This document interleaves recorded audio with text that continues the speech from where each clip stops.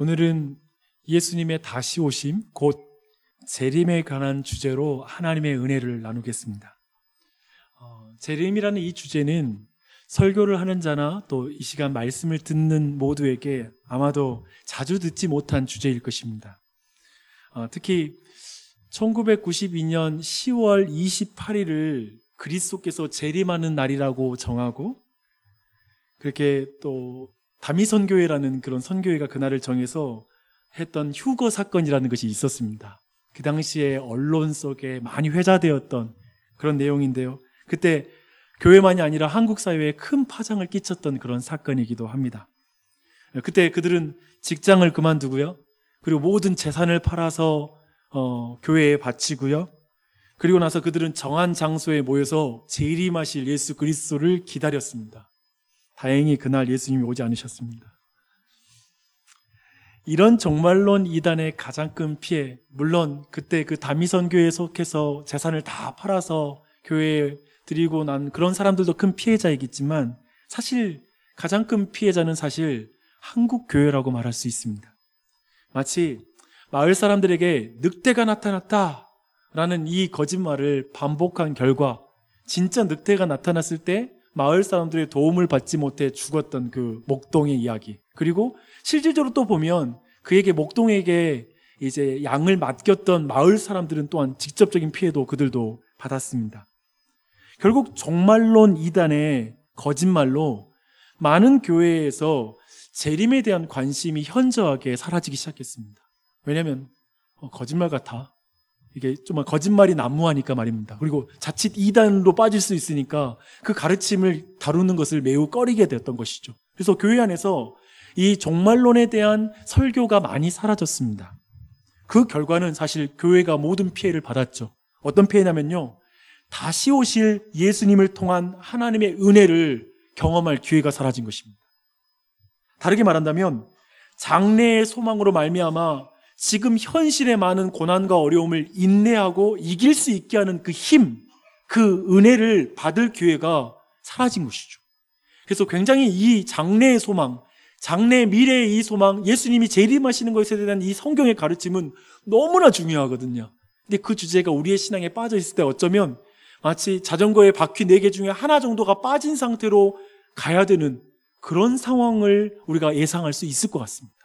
굉장히 중요한 주제죠. 그런데요, 예수님의 재림에 대한 설교가 사라진 것을 설교자나 아니면 어떤 이단의 책임이다라고만 말하기는 좀 어렵습니다. 왜냐하면 이 시간 이 말씀을 듣는 여러분 안에 우리 모두도 재림에 대한 오해를 가질 수 있고요, 그리고 그 재림에 대해서 우리 각자가 취하는 태도들이 있습니다.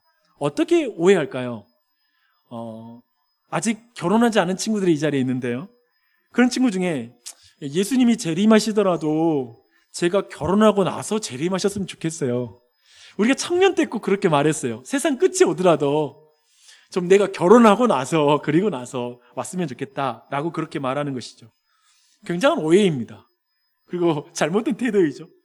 근데 이런 비슷한 대답들은 굉장히 많아요. 마치 천국에 가면 남녀의 로맨스의 기쁨은 더 이상 없을 것이기 때문에, 그렇다면 정말 끔찍할 것 같으니까, 왜냐하면 남녀의 로맨스는 너무나 우리의 가슴을, 정말 우리의 모든 감정을 뒤흔들었던 감정이었으니까 그런 감정이 천국에서도 계속되길 바라는 것이죠. 물론 결혼하고 나서 실망한 경우는 많지만 하지만 그런 게 지속되기를 바라요. 그래서 어쩌면 그것이 없는 천국이 끔찍하게 생각이 되는 것이죠. 그렇게 오해해요. 천국의 기쁨은 그 이상의 기쁨이라는 것에 대해서 놓치는 거예요. 이 땅에서 누리는 기쁨의 종류는 천국에 없을 것이기 때문에 그 기쁨 다 누린 다음에 그 다음에 예수님 오셨으면 좋겠어요 라고 이렇게 말하는 것입니다. 또한 어떤 이들은 지금 예수님이 오시면 전 준비되지 않았습니다. 제가 한 것이 없어서요. 너무 부끄러워서 안 되겠어요. 조금 좀 시간 좀 벌고 싶어요. 이렇게 말하는 사람도 있을 수 있습니다. 또한 오늘날 예수님의 재림을 기다리기보다는 그저 현실 속에서 생존으로 버겁기만 한 그런 사람들도 많이 있는 것 같아요. 그래서 그 사람들이 오늘 이 재림이라는 주제, 예수님의 다시 오심이라는 이 주제, 이것은 어쩌면 이건 미래에 있을 일이잖아요. 목사님, 저는 지금이 힘들다고요. 지금 현실을 살아내는 것도 너무 버겁다고요. 라고 말하면서 미래의 소망, 장래에 있을 소망은 현실의 고통에는 아무런 영향을 주지 않는, 미래가 철저히 지금 내 현실과는 단절되어 있는 그런 말씀 약속으로 재림이라는 주제는 그렇게 미뤄두는 주제. 그때 그런 일이 벌어지면 좋죠. 지금은 상관없어요 라고 말하는 그런 사람들도 있을 거예요. 그렇게 오해하면서 아마도 많은 사람이 이 재림이라는 주제는 너무나 무관심한 주제, 별로 관심 없는 주제가 이 재림이라는 주제라는 생각이 듭니다. 또한 아직 성경에 대한 어떠한 이해와 믿음이 없는 사람들은 이 재림에 대해서 이렇게 말할 수 있겠죠. 아니, 지난 수천 년 동안 예수님 재림하겠다고 말했으면서 곧 오겠다고 말하면서 아직도 안 왔으면 그리스도인들은 이제 그에 대한 그런 재림에 대한 믿음은 거둬들일 때가 되지 않았나요? 그냥 한 번 있는 인생, 좀 그렇게 막연하게 안 이루어진 약속에다가 인생 걸면서 그렇게 답답하게 살지 말고 한 번뿐인 인생 좀 잘 즐기면서 현실에 충실하면서 살면 안 돼요? 괜히 재림에다가 또 묶어두고 괜히 한 번뿐인 인생 시원하게 살다가 깨끗하게 가면 되지, 구질구질하게 또 계속 영생한다고 그렇게 사는 걸 소망 두는 그리스도인들 이해가 안 되네요. 어쩌면 이렇게 말하는 사람도 있을 것 같습니다. 이렇게 예수님의 재림에 대해서 여러분들 모두 각자 가지고 있는 생각이 있고요, 그리고 태도가 있습니다. 오늘 우리는 재림에 대해서 우리처럼 어떠한 태도를 가지고 있는 교회를 만나게 됐는데요, 데살로니가 교회입니다. 사도 바울은 이곳에서 약 한 달 동안 사역을 통해서 교회가 세워졌어요. 놀랍죠? 새 일회를 있는 동안 사역했는데 교회가 세워졌습니다. 근데 그 교회에 재림에 대한 오해가 있습니다. 이들은 예수님의 재림이 굉장히 임박했다고 생각했어요. 곧 예수님이 온다고 생각해서 그들의 일부는 자기들이 살아있는 중에 예수님의 재림이 올 거라고 생각하고 그걸 믿고 고대하는 사람들이 있었습니다. 사실 데살로니가 교회가 처한 상황 자체가 굉장히 그 고난과 핍박 속에 있었기 때문에 그들은 한 날 한 날 예수님 곧 오실 거야, 조금만 참자, 조금만 참자 라고 말하면서 그 시간을 버틴 것으로 보입니다. 근데 4장 13절 말씀 보니까요, 너무나 갑작스러운 그런 형제들 안에 함께 그렇게 하루하루를 믿음으로 곧 오실 예수님을 기대하며 기다렸던 형제들이 갑자기 죽게 되는 일들이 벌어지는 거예요. 죽어가기 시작하는 거예요. 그게 너무나 그들에겐 충격적인 일이었어요. 마치 이건 좀 너무 벗어나는 비유이겠지만 좀 더 느끼기 위해서, 마치 신천지에서는 이만희 교주가 살아있는 보혜사니까, 예수 그리스도니까 그가 죽는 걸 상상하지 않잖아요. 근데 갑자기 죽었다고 생각해봐요. 그러면 그들 안에는 단순한 충격이 아니라 신학적인 충격이겠죠. 그렇죠? 신앙적인 충격이고 어쩌면 인생을 걸고 따랐던 그 진리가 무너지는 그런 충격일 거예요. 지금 그런 상황인 거예요. 분명히 예수님 곧 오실 텐데 부활하신 예수님을 살아서 만나야 되는데 죽어버린 거예요. 거기서 그들은 굉장히 재림과 그리고 지금 죽어있는 자들에 대한 굉장히 많은 오해를 갖게 되었습니다. 그 가운데 그들은 성경 보니까요, 소망 없는 자같이 슬퍼했다라고 이렇게 표현하고 있습니다. 소망 없는 자같이. 그들은 왜 이렇게 슬퍼했을까? 왜 소망 없는 자같이 슬퍼했을까라는 그 질문에 대한 답이 14절부터 18절까지 내용이 바로 그 내용이에요. 보면은 직접적인 대답을 하지 않지만 여기에서 거론하는 내용들이 반대로 증명하는 그런 내용들입니다. 그들이 슬퍼하는 이유의 대략은 이렇습니다. 그들은 두 가지 분리 때문에 슬퍼합니다.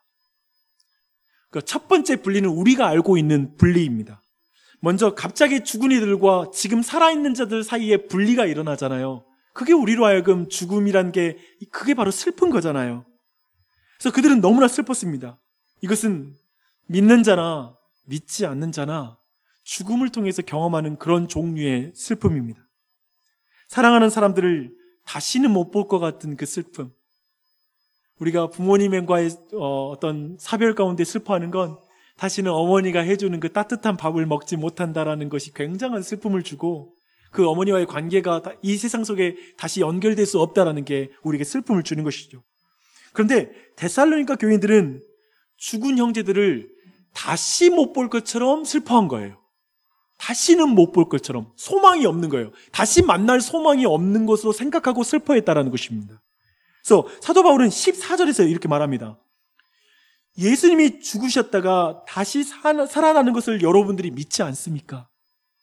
그것을 믿는다면 지금 땅에 묻힌 형제들은 예수 안에서 잠든 것입니다. 그리고 여러분은 주님이 다시 오시는 날에 예수님께서 그들을 데리고 오시는 걸 보게 될 것이고 그들을 다시 만날 것입니다. 그러니 다시 만나지 못할 것처럼 소망 없이 슬퍼하지 마십시오 라고 이렇게 말합니다. 이렇게 죽은 형제들과 분리되는 것을 슬퍼하는 교인들을 진리로 위로합니다. 다시 만날 것을 소망케 합니다.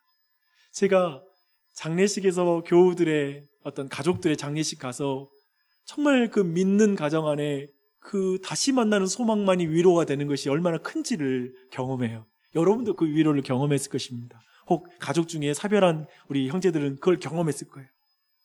그런데 15절부터 17절 내용 좀 더 보면요, 데살로니가 교인이 두 번째 분리로 인해서 슬퍼하는 걸 보게 됩니다. 그 분리 뭐냐면 한번 무엇인지 한번 생각하면서 제가 다시 한번 읽어드릴게요. 15절부터 17절까지 읽습니다. 어떤 분리일지를 한번 생각해 보십시오. 우리가 주의 말씀으로 너희에게 이것을 말하노니 주께서 강림하실 때까지 우리가 살아남아 있는 자도 자는 자보다 결코 앞서지 못하리라.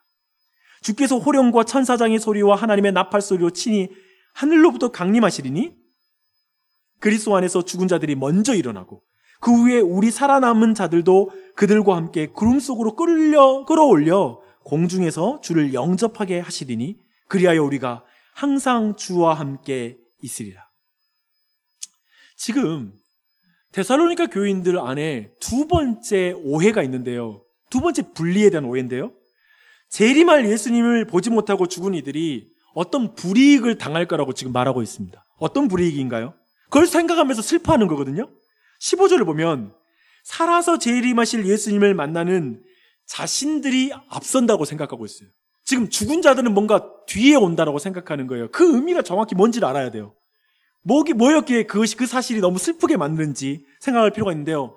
존 스토트 목사님은 그들이 재림하시는 예수님을 보지 못하고 죽었기에 그리스도와 분리된다라고 생각했던 거예요. 이제 먼저 죽었기 때문에 재림하실 예수님을 만나지 못할 거라고 생각하고 슬퍼했다라는 거예요. 그럼 분명히 그런 이유가 되죠, 그렇죠? 슬퍼했다고 말합니다. 엄청난 불이익을 당하는 것이죠. 그러니까 곧 예수님이 재림하시는데 먼저 죽어버렸으니까 이거 끝났다라는 것이죠. 재림하실 예수님을 만나서 그분과 온전히 연합할 수 없다고 생각한 것이죠. 그래서 사도 바울은 말합니다. 살아있는 여러분, 자는 자보다 결코 앞선다고 오해하지 마십시오. 도리어 자는 자들이 여러분보다 앞설 것입니다. 주님이 오실 때에 도리어 죽은 자들의 육체가 먼저 부활할 것이고 그렇게 먼저 들려 예수님 공중에서 오시는 예수님께 그 죽은 자들이 들려 올라갈 때 여러분들이 그들과 함께 올라가서 예수님 만날 것입니다. 그러니 여러분 그들이 예수님과 분리되었다라고 그렇게 슬퍼하지 마십시오.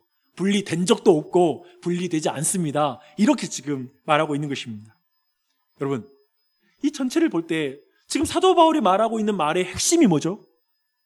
죽었든 살았든 모든 그리스도인들은 예수 그리스도와의 관계에서 분리되지 않는다.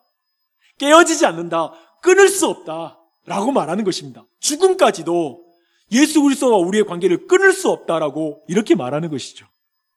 성도들과의 관계에서도 혹 정말 우리 형제가 혹 죽을지라도 결코 그와 우리 관계를 분리되지 않는다. 마지막 날에 다시 우리 형제로 만날 것이다. 라는 그 분명한 말씀을 주는 것입니다. 그 안에 어떤 불이익도 없는 거예요. 어떤 불이익도 없는 거예요. 그러니 염려하지 마십시오. 슬퍼하지 마십시오. 죽은 이들은 지금 그 영혼이 주님과 함께 있고 주님 오실 때 그 영혼이 주님과 함께 올 것이니 슬퍼할 것 없습니다. 또한 그날에 예수 그리스도 앞에 살아있는 우리와 그들이 또 만날 것이니 슬퍼하지 마십시오. 이렇게 위로하는 거예요. 어때요? 데살로니가 교인들에게 어떤 위로를 줬을까요? 이제 한번 뒤로 물러나서 슬퍼하는 그 데살로니가 교인들을 위로하는 사도 바울을 한번 편지로 지금 말하고 있지만 그들이 직접 만났다면 어떻게 위로했을지 한번 상상해 보십시오. 데살로니가 교인은 예수님의 재림을 오해하고 지금 사랑하는 형제의 죽음의 앞에 막 분리의 고통을 느끼면서 우는 거예요. 여러분 아시죠?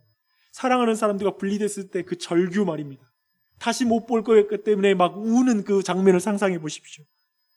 그들이 재림 때에 당할 불이익을 생각하면서 슬퍼하고 있고, 자신들과도 영원히 분리된다고 생각하면서 그 슬퍼하는 그 슬픔의 울음소리를 한번 생각해 보십시오. 근데 그들이 지금 사실은 하나님을 오해하고 있기 때문에 슬퍼하는 거잖아요. 그치요? 잠자는 것이 무엇인지를 모르기 때문에, 바른 지식이 없기 때문에 지금 슬퍼하고 있어요. 주 안에 사랑하는 여러분, 주목하셔야 됩니다. 지금 굉장히 중요한 성경의 진리를 우리에게 알려주고 있습니다. 하나님을 모르면 모든 인생들은 염려하지 않을 것으로 염려합니다. 슬퍼하지 않을 것으로 슬퍼한다는 것입니다. 두려워하지 않을 것으로 두려워한다는 것입니다.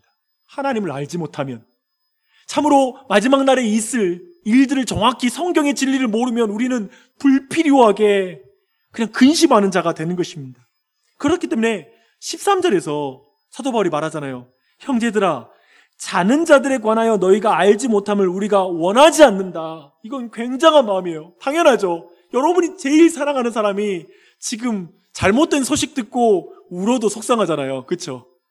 그런데 오해하고 또 울고 있는 거예요. 두려워하고 있는 거예요. 얼마나 속상해요.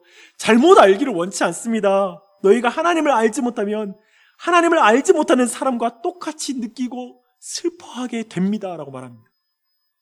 하나님을 알지 못하면 우리는 세상 사람들과 전혀 다를 것이 없습니다. 우리는 사실 세상 사람과 똑같은 상황을 경험하죠. 코로나19의 상황. 저는 이게 그리스도인들에게는 안 피해간다고 생각합니다. 동일한 상황에 놓이죠. 경제적인 문제? 저는 이것이 그리스도인들에게는 피해가는 주제가 아니라고 생각합니다. 때로는 우리에게 동일하게 경제적인 문제가 닥칩니다. 건강의 문제? 또 관계의 갈등이라는 거? 그리스도인들 관계에 갈등이 없나요? 아니요. 우리 인생에도 환란이 오고 모든 그런 고난들이 동일하게 주어집니다. 근데 우리는 세상 사람들과 도대체 뭘 다르게 반응합니까? 그 상황 속에 우리는 어떻게 반응하고 있습니까? 데살로니가 교회의 사람들에게 갑자기 죽은 형제들은 그냥 죽은 형제라고 생각한 거예요. 똑같은 분리. 세상 사람들도 그렇기 때문에 죽었다고 말해요. 그러면서 울어요. 왜냐하면 이제 자신들과 영혼이 분리됐다는 거예요. 그래서 슬피 우는데 소망 없는 자같이 똑같이 우는 거예요. 왜냐하면 하나님을 알지 못하니까, 바른 지식 안에 있지 않으니까 똑같이 슬퍼했다라는 걸 사도 바울은 아파하면서, 사도 바울은 전혀 다르게 말하죠. 아니, 죽은 게 아니라 잔는 거야. 잔다라는 표현을 써요. 성도의 죽음을 어떤 사람은 죽었다고 표현하고 어떤 사람은 잔다라고 표현하는 거예요. 잔다라는 건 다시 깨는 거잖아요. 그렇죠? 그렇게 표현하고 있기 때문에 사도 바울은 그들의 슬픔을 위로하고 다시 회복시키기 원하는 것이죠. 그렇게 지금 하고 있습니다. 물론 그렇다 해서 장례식 가서 그리스도인은 웃을 수 있다는 말이 아닙니다. 이럴 수 없잖아요. 그만 눈물 흘리세요. 왜 그렇게 안 믿는 사람처럼 울고 있어요? 이거 말하는 건 무례한 것입니다. 그렇게 해서는 안 돼요. 사실은 이 땅에서 헤어짐 때문에 우는 거예요. 다시 만날 소망이 있어도 이 땅에 다시 못 만나는 게 슬픈 거예요. 그래서 모든 성도들은 소망을 가지고 함께 슬퍼할 수 있어요. 소망이 있으면 안 웁니까? 지금 예수님께서 나사로가 다시 사는 걸 알고 안 우셨어요? 나사로가 곧 살아요. 다시 부활할 거예요. 하지만 예수님은 그 전에 울어요. 그 분리의 고통은 같이 울어주는 거예요. 다시 살 거 곧 있으면 살려주지만 동일해요. 소망을 가지고 함께 슬퍼하고 눈물을 흘릴 수 있어요. 하지만 그리스도인은 소망 없이 울 수는 없다는 거예요. 성도의 죽음에 소망 없이 울 수는 없다라는 걸 말하고 있는 것입니다. 그리스도인은 동일하게 코로나가 두려울 수 있습니다. 내 자녀들에게 혹시라도 코로나 바이러스에 감염될까 봐 두려워할 수 있습니다. 하지만 보호자가 없는 것 같이 두려워할 수는 없습니다. 하나님이 없는 것 같이 두려워할 수는 없습니다. 사랑하는 여러분, 묻고 싶습니다. 무엇 때문에 염려하십니까? 여러분이 슬픔을 느끼는 이유는 무엇입니까? 여러분 요즘 너무 답답한 그 이유가 뭡니까? 죽는 것 같이 힘든 그 이유, 왜 그렇게 자신이 불행하다고 비참하다고 느낍니까? 어쩌면 오늘 말씀을 따라 이런 제가 질문을 드릴 수 있을 것 같아요. 혹시 여러분이 하나님이 누구신지 모르기 때문에 느끼는 감정 아닐까요?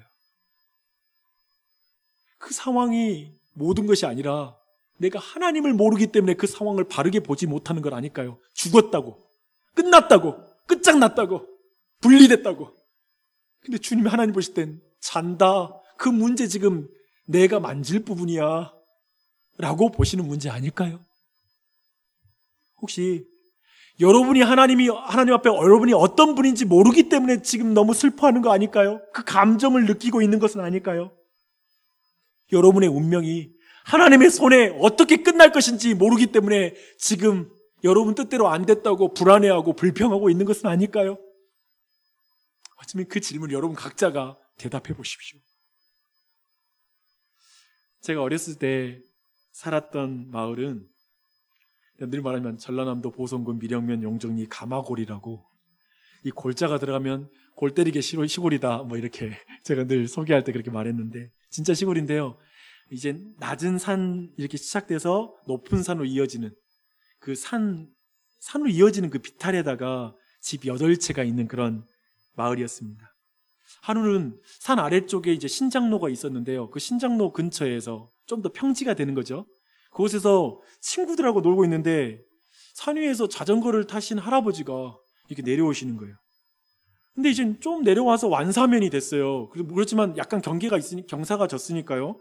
근데 거기에서 되게 힘들게 막 자전거를 막 굴리면서 왜 이렇게 자전거가 안 나간다냐, 그렇게 가시면서 가시는 거예요. 근데 천천히 보니까 제가 생각할 때는 이게 언덕 약간 비탈이라서 발을 굴리지 않아도 가는 길인데 왜 저러시지? 뭐 자전거가 고장이 났나? 그런 생각을 가지고 한번 지켜봤어요. 근데 천천히 보는데 그분이 한 손으로 브레이크를 잡고 계시면서 그걸 힘들어 하시는 거예요. 제가 지금 어르신 비유라서 되게 이걸 희화하려는 비유는 아니고요. 나이 드셨기 때문에 충분히 우리가 이해할 수 있는 부분이잖아요. 근데 그 모습 보면 그때 어린 마음에 막 깔깔대면서 친구들하고 막 너무 재밌으니까 그 상황이 막 웃었던 그런 기억이 납니다.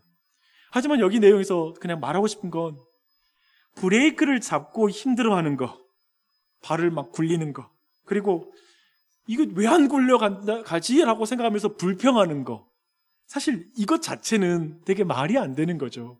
그렇죠? 그리고 우리가 이렇다면 이해할 수 없고 되게 어리석다라고 이렇게 우리 모두가 판단하고 평가할 것입니다. 그런데요, 이런 일이 우리 인생에서 왕왕 있어요. 여러분의 자신을 한번 봐보세요. 그런 일들이 어쩌면 자주 있을 거예요. 스스로 자신의 삶을 브레이크를 잡으면서 왜 이렇게 내 인생은 앞으로 안 나가지? 하나님 탓하고 또 사람들 탓할 때가 얼마나 많이 있어요. 저 사람 때문에 내 인생이 이렇게 안 돼. 내가 하나님 이런 거 보면 하나님도 내 인생을 막는 거야 라고 생각하면서 자신이 자신의 인생의 브레이크를 잡으면서 자신이 그렇게 보면서 그럴 수 있어요. 스스로 자신의 삶을 브레이크로 꼭 묶어놓고 자유가 없다고 말하는 이들을 왕왕 내가 그렇게 될 때가 있습니다. 그게 우리예요. 그게 우리예요. 그렇게 무너지는 것, 그게 인생인 것 같습니다. 그래서 우리 인생에 필요한 게 뭐냐면요, 사도 바울이 저 데살로니가 교회에 그런 것처럼 하나님이 누구신지, 자는 자들에 관하여, 슬퍼하는 자들에 관하여, 내 삶이 묶였다라고 생각하는 자들을 향하여, 영적으로 잠든 자들을 향하여, 그리고 어둠 가운데 있는 자들을 향하여 하나님이 하시는 말씀을 들어야지만이 우리 안에 회복이 될 수 있어요. 다시 리빌딩이 될 수 있는 거예요. 다시 세워지는 것입니다. 그렇게 진리를 알 때 진리가 우리를 자유케 하는 줄 믿습니다. 그래서 사도 바울 분명히 말하고 있잖아요. 그렇죠? 그래서 정말 이러한 말로 서로 위로하라고 말하고 있습니다. 18절을 보십시오. 리빌딩 60일, 우리가 사도 바울처럼 위대한 그런 사역자 아니더라도 우리가 말씀 매일 묵상하고 작은 은혜를 나누는 것, 그래서 이와 같이 자는 자들에 관하여 너희가 알지 못하기를 원치 않는다. 내가 조금 배운 그 진리의 말씀을 서로에게 들려주는 것, 마을원들에게 나눠주는 것, 그걸 통해서 정말 하나님에 대한 바른 지식을 통하여 그의 슬픔에서 회복되어 일어서는 거, 모든 무너짐으로부터 일어서게 하는 거, 그게 교회죠. 지금 사도 바울이 하고 있는 일이죠. 바로 이 일을 지금 데살로니가 교회에게 하고 있는 거예요. 이렇게 사도 바울은 죽은 자들로 슬퍼하는 그 사람들을 위로합니다. 그리고 나서 이제 5장에 넘어가면 재림에 대한 실질적인 삶에 대해서, 그걸 준비하는 삶에 대해서 말하고 있습니다. 우선 재림에 대한 무익한 관심에 대해서 먼저 날려버려요. 발로 먼저 차고 시작합니다. 그게 뭐냐면, 형제들아, 때와 시기에 관하여는 너희들에게 쓸 것이 없다 라고 말합니다. 쉽게 말하면 때와 시기에 대해서 관심 꺼라. 뭘 알아? 뭐 알 필요 없다는 것이죠. 지금도 사실은 사람들은 여전히 이 때와 시기에 관심 많아요. 그런 질문이 뭐냐면, 지난 2000년 동안 예수님 재림하지 않으셨습니다. 도대체 언제 예수님이 재림한단 말입니까? 정말 그거 믿을 만한 말씀인가요? 계속해서 관심은 뭐냐면 때와 시기라는 거예요. 그쵸? 우리도 주님의 날이 너무 지연되는 것 같아요. 그래서 빨리 그 날이 왔으면 좋겠어요. 그런데 성경은 그 시점에 대해서는 이것만 알려줘요. 그날은 도적같이 온다. 따라하겠습니다. 그날은 도적같이 온다. 도적이 언제 올지 모르면 어떻게 하죠? 깨어 있어야 되죠. 그렇죠. 늑대가 언제 양에게 덮칠지 모르면 목자가 밤중에서도 잠을 자면 안 되죠. 깨어 있어야 하죠. 그래서 성경은 예수님이 재림하시는 것에서, 재림하는 삶에서 가장 강조하는 단어가 뭐냐면 깨어 있으라는 거예요. 잠들지 말아라, 깨어 있으라 라는 것입니다. 두 가지로 표현하는데요. 취하지 말라, 잠들지 말라. 이 두 가지 표현을 씁니다. 취하지 말아라, 잠들지 말아라 라고 말합니다. 여기서 우리는 그만큼 많은 사람들이 주님 오시는 날에 잠들고 취해 있다라는 걸 전제하고 있다는 걸 주목하셔야 돼요. 지금도 교회 안에도 세상에 온통 잠들고 취해 있는 사람이 가득한 거예요. 그런 사람이 너무 많은 거예요. 그래서 세상에서는 이런 표현이 많아요. 평안하다, 안전하다, 정말 따위는 없어, 그런 구라에 속지 마. 그냥 이 세상에 그냥 우리가 추구하는 것, 이 세상에 우리가 평안하고 안전한 건 우리가 이 땅의 가치들 추구하면서 돈 벌고 좋은 집 먹고 그러면서 인간은 편안해지고 좋은 직업으로 안전해지는 거야 라고 이러한 말이 넘쳐날 것입니다. 평안과 안전을 이 세상에서 구하는 그 말들이 넘쳐나는 것입니다. 많은 사람들이 이 말에 속아요. 많은 사람들이 속아요. 그래서 사도 바울은 계속 이 부분을 그래서 굉장히 강조하는 거예요. 깨어 있어라, 잠들지 말아라, 정신 차려라. 6절 보십시오. 다른 이들과 같이 자지 말고 오직 깨어 정신을 차려라. 세상에서 누리고 싶은 것이 너무나 많은 사람들에게 말합니다. 8절이에요. 낮에 속하여 정신을 차려라. 취하지 말고 정신 차려라 라고 말하고 있습니다. 저는 이 말씀 앞에 우리 자신을 좀 돌아보셨으면 좋겠어요. 혹시 여러분 안에 하나님 잘 믿지 않아도, 기도하지 않아도, 하나님과 관계 다 무너져도 평안한 분 계십니까? 이 정도면 어느 정도 안전해 라고 말씀하는 분 계십니까? 제가 생각할 땐 이게 가장 영적으로 침체된 상태인 것 같아요. 어쩌면 불신자일 수도 있고요. 그냥 세상 보니까 잘 믿어도 안 믿어도 똑같은 것 같고, 내가 기도하든 안 하든 내 삶은 여전히 문제는 그대로 있는 것 같고, 그냥 그러면서 어떤 경우에는요, 의외로 그냥 정규직에 그냥 뭐 여러 가지 월급에 상황들 볼 때 병든 사람도 없고, 그냥 이 정도면 편안해, 안전해, 그렇게 그냥 사는 것 같은 사람들도 있는 것 같아요. 그렇지 않다면 이 자리에 이 세상의 모든 시급하고 좋고 확실하고 분명해 보이는 물질과 지위와 안정과 어떤 이런 인정 속에서 그 명예가 있어야 내 삶이 평안하고 안전할 것 같은 분 계세요? 지금 내 삶에는 이게 없고 이게 없고 이게 없어서 난 평안하지 않아요. 난 안전하지 않은 것 같아요. 내가 그것만 있으면 내 삶이 편안하고 안전할 텐데 라고 말하면서 지금 어쩌면 그것에 대한 두려움, 또 막 갖고 싶어 하는 게 너무 많아서 지금 기도도 안 나오고 도리어 그것이 너무 두려움을 만들어서 아무것도 못하고 있는 분 계십니까? 아니면 이 자리에 또 다른 부류도 있더라고요. 이런 부류죠. 이 세상의 물질, 명예, 인정 같은 거 별로 중요하지 않아요. 그냥 크게 욕심 부리지 않고 작게 만족하며 사는 거, 내가 하고 싶은 거 하면서 사는 거, 그게 평안인고 안전 아닌가요? 라고 하면서 매우 비물질적이면서 그냥 추구해 나가는 소확행이라고 부르죠. 성취보다 난 소소하고 확실한 그 행복을 추구하는 삶이면 돼요 라고 생각하면서 그렇게 또 다르게 형태로 평안과 안전하다, 내가 편안하다, 안전하다라는 걸 말하고 싶은 사람, 그렇다라고 말하는 사람이 이 자리에 있을 수 있습니다. 근데 그런 사람들에게 사도 바울은 정말 이 성경에서 하나님의 말씀을 선포합니다. 평안하다, 안전하다 할 그때 도적과 같이 주님이 오시리라. 평안하다, 안전하다 할 그때. 어쩌면 여러분 그때라는 말은 뭐예요? 내가 이 정도면 될 것 같아 라는 걸 이루었을 때, 그때 주님이 도적과 같이 올 것이다. 평안과 안전이 어쩌면 이 세상의 지상명령 아닙니까? 여기 이 자리에 있는 분, 평안과 안전을 싫어하는 사람 어디 있어요? 그것 때문에 땀 흘리며 돈 벌고 좋은 직업 얻어야 되니까 그 안정적인 안전이 정규직에서 오잖아요.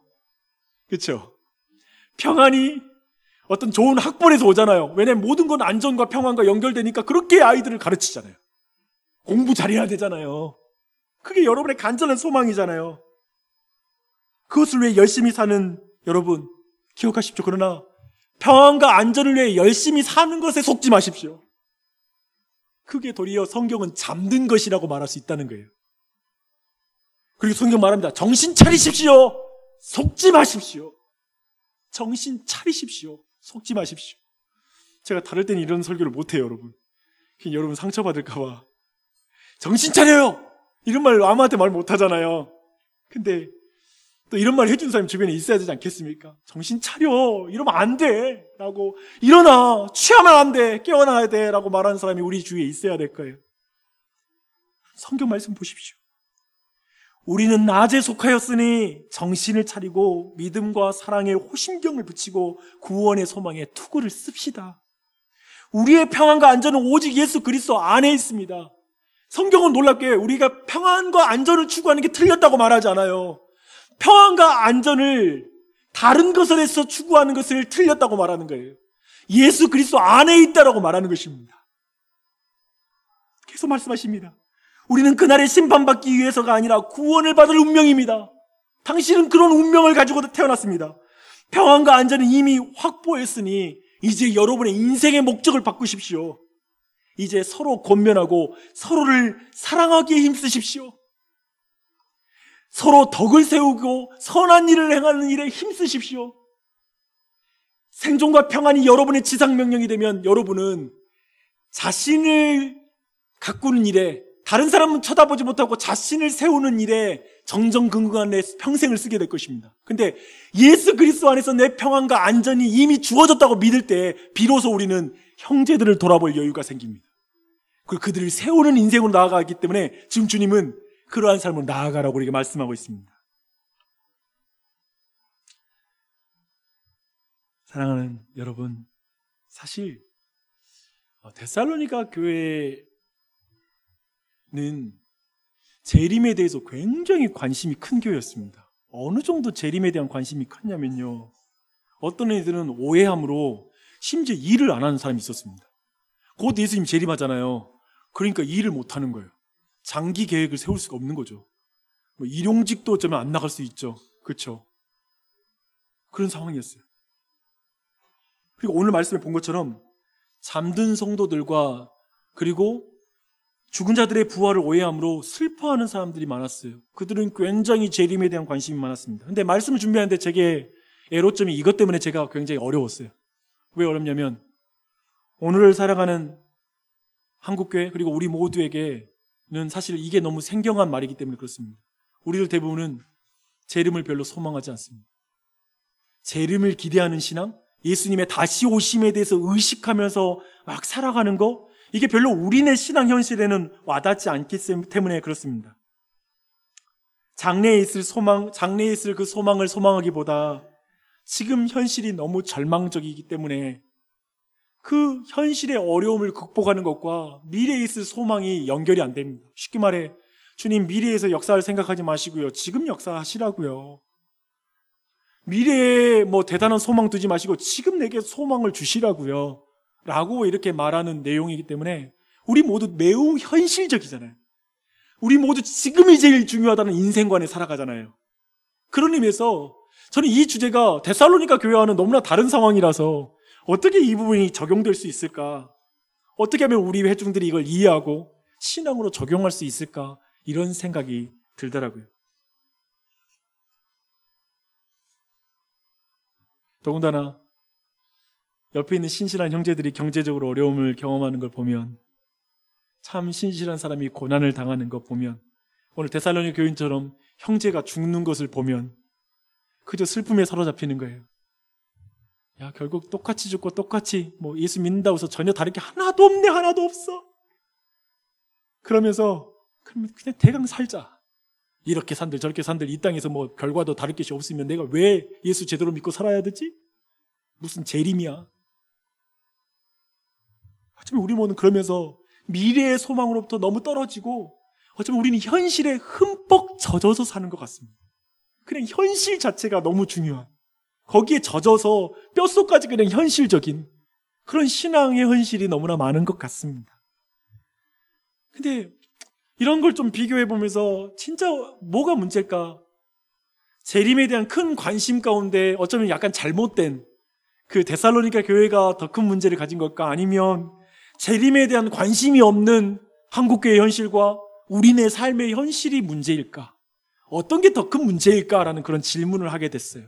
어떤 게 더 큰 문제 같아요? 한쪽은 재림에 대한 관심이 너무 커. 그래서 좀 잘못됐어. 한쪽은 관심이 전혀 없어. 필요 없고. 뭐가 더 문제일까요? 저는 후자가 더 큰 문제처럼 보입니다. 교회가 잠들어 있는 것입니다. 지금 주님이 오실 날이 가까운데 우리가 잠들어 있는 것입니다. 우리가 세상 속에 취해 있는 것입니다. 흠뻑 젖어 있는 것입니다. 여기저기 세상에 취해 있는 이들이 굉장히 많아요. 여러분, 굉장히 많아요. 우리도 거기 속해 있을 수 있잖아요. 굉장히 많아요. 목사도 취해 있기도 하고요. 교회 안에 막 직분자들도 취해 있고 막 그렇게 잠자고 있는 사람이 너무 많아요. 쉬지 말고 기도하라. 범사에 감사하라. 이렇게 하나님 말씀하시는데 우리는 너무나 기도가 쉬웠고, 그리고 하나님의 말씀 앞에 쉬고 있는 게 너무 많은 거예요.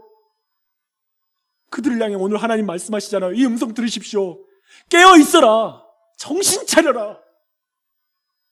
정신 차려. 여기저기 어려운 현실 속에서 기도조차 하기 힘든 분들이 많더라고요. 제가 이번에 이제 신방을 하면서도 정말 그 상황이 이해가 돼요. 그러니까 그런 말이 내게 와닿았어요.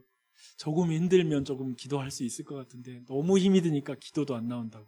다 이해되죠, 그렇죠, 여러분? 저도 다 이해가 돼요. 진짜 이해가 돼요. 마치 제자들이 예수님 죽기까지 따르겠다고 말해놓고 그날 밤 피곤해서 잠자잖아요. 저 겟세마네 동산에서. 우리가 그런 것 같아요. 피곤해서 못하겠어요. 세상이 얼마나 힘들어요. 노동 환경과 고용 환경이 얼마나 여러분을 지치게 만들어요. 진을 빼죠. 그런 상황이죠. 그런 현실에 신방 가서 우리 리빌딩 60일 노트를 내가 가지고 가서 이걸 내가 언제 꺼내서 이야기하지, 내가 주저가 되는 거예요. 그러니까 뭐냐면 어떤 마음이 있냐면 이것도 너무 힘든데 기도해라, 말씀 봐라, 닥달하는 그 이미지로 내가 비춰질까 봐. 그의 현실에는 공감하지 않고 계속 해라 막 이렇게 비춰지는 것이 되지 않을까 봐 그런 상황 타이밍을 막 기다리는 거예요, 내가. 그만큼 여러분의 그 상황들 공감해요. 어려운 거 알겠어요. 근데 잘 생각해 보십시오. 우리는 평안과 안전하지 못한 것을 현실적인 것으로 풀려고 해요. 그래서 기도를 못 하겠다는 거예요. 왜냐하면 이건 현실로 풀리는 문제니까. 근데 오늘 성경이 말하는 건 뭐냐면 평안과 안전은 하나님께 있으니 하나님께 기도해라. 하나님을 의지해라. 이미 너의 운명은 내 손에 결정났다. 난 항상 너와 함께 할 것이고 지금도 함께하고 있단다. 마지막 날까지 너 죽어서 죽음 이후의 모든 세계까지 내가 다 약속한다. 보장한다. 그러니 나를 의지해라 라고 말씀하십니다. 여러분에게 확고한 미래가 있습니다. 주님은 항상 여러분과 함께 하십니다. 여러분과 함께 살게 하십니다. 현재도 미래도 그런 운명으로 여러분이 부름받았으니 그러니 염려하지 마십시오. 걱정하지 마십시오. 하나님을 붙잡으십시오. 계시록 성경의 마지막 절이 이렇게 끝이 나더라고요. 이것을 증언하시니까 이르시되 내가 진실로 속히 오리라. 진실로 속히 오리라. 모든 단어들이 그 강조가 있어요. 거기에 대한 대답을 이렇게 합니다. 아멘. 주 예수여 오시옵소서 라고 말합니다. 이번 주 지난 월요일 때 우리 교우 한 분과 함께 그 무등산 등산을 하고 왔어요. 우리는 등산할 때 너무 익숙한 거짓말이 있잖아요. 정상으로 힘들게 올라가는데 다 왔습니다. 다 왔습니다. 그거 제가 좀 어렸을 때 산 막 자주 무등산 이제 중고등학교 오를 때 그 말에 너무 속았습니다. 다 구라야. 이제 나이 드니까 다 거짓말이야. 많이 남았을 거야. 근데 이번에는 올라가다가 그런 생각이 들더라고요. 근데 그 말이 굉장히 힘을 주는 거짓말, 참 좋은 거짓말이라는 생각이 드는 거예요. 그래도 용기 나잖아요. 곧 끝날 것 같으니까 힘나게 하고 또 사실은 끝은 있어요. 그러더라고요. 보십시오. 거짓말인데도 위로가 되고 힘을 줘요. 근데 성경에 오늘 말씀 말하는 거예요. 내가 속히 오리라. 내가 진실로 속히 오리라는 주님의 말씀은 거짓말이 아니에요. 거짓말 아니에요. 이건 진리예요. 예수님은 속히 오십니다. 곧 오실 거예요. 근데 이게 우리에게 위로가 되는 거예요. 지금 힘들잖아요. 산 올라가야 되니까. 내 인생의 문제 푸는 게 어렵잖아요. 근데 그게 위로가 돼야 돼요. 그게 바로 재림신앙이에요. 예수님 다시 오시는 게 실질적으로 내게 복음이 되고 능력이 되는 신앙이에요. 이러한 믿음을 여러분이 그런 은혜 가운데 있기를 바랍니다. 여러분, 오늘 4장 18절과 5장 11절을 한번 여러분 주목해 보십시오. 그 길을 걸어가는 한 가지 방법을 우리에게 제시해 주고 있어요. 굉장히 중요해서 이런 말씀 제가 읽을게요. 4장 18절. 그러므로 이러한 말로 서로 위로하라. 그리고 5장 11절. 그러므로요. 전부 다 결론으로 말하는 겁니다. 그러므로 피차 권면하고 서로 덕을 세우기를 너희가 하는 것 같이 하라. 서로 피차. 여러분, 그래서 마지막 날에 오실 예수님을 재림하신 예수님을 기다리는 삶은 교회로 하여금 함께 지키라고 하는 거예요. 혼자서는 그 길을 걸어갈 수 없다. 피차 서로 계속 은혜를 나누면서. 그래서 이번 리빌딩 60일에 내가 제일 강조하고 여러분 앞에 정말 간절히 소망하는 뭐냐면 여러분이 받은 은혜를 나누세요. 이건 의무예요. 은혜 나누는 건 의무예요. 그리고 이걸 행하지 않는 건 의무를 행하지 않는 거예요. 저는 이렇게 강하게 말씀드리고 싶어요. 마을원들과 나누십시오. 말씀의 은혜, 기도의 은혜 다 나눠. 그래서 말씀을 기억하게 함으로 마지막 날을 살아가게 하는 게 교회라고요. 그 기능을 안 해버리면 우리가 교회로서의 기능을 못하는 거라고요. 여러분 이해되시죠? 그만큼 강조하고 싶어요. 은혜를 나누세요. 마을장 혼자 은혜 나누게 만들지 마세요. 외로워요. 그거 한 10일 정도 하면 질려서 못합니다. 그렇게 만들지 마세요. 아멘 달아주세요. 아멘. 저도 같이 기도할게요. 그렇게 해주세요. 카톡방 시끄러워도 되는 것 같아요. 60일 동안 그냥 시끄럽게 만들게요. 그냥 다 받아들이게 우리가. 좀 일상생활 방해가 되더라도. 단 소리는 끄고. 사랑하는 여러분, 자신에게 한번 말해볼래요? 정신 차려라. 잠들지 말아라. 그렇게 자신에게 말하고요. 옆에 사람에게 정신 차려.